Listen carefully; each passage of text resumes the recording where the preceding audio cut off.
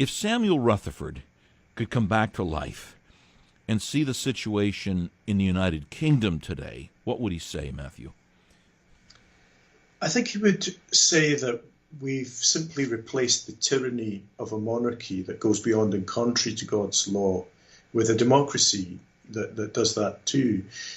He might say perhaps that this is the reason that democracy is in crisis in many countries and there's a turn towards authoritarianism and populism.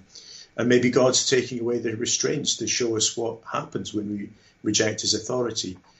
I think he would say that we cannot hope to enjoy the democratic benefits and liberties of our Christian heritage and at the same time trample that heritage under our feet. And so we're experiencing the anarchy of moral relativism and secularism because we've rejected God's law. And so today we see people championing diversity to legalize what's sinful, and then they turn around to deny liberties to the Christians who continue to maintain God's law.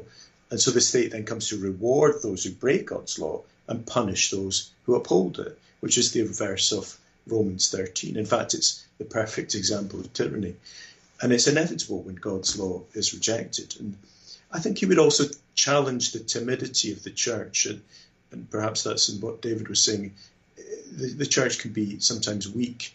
And I'm talking about the church most broadly. And perhaps it's not really defending God's law at all, but often it's just done in a weak way. Oh, interesting.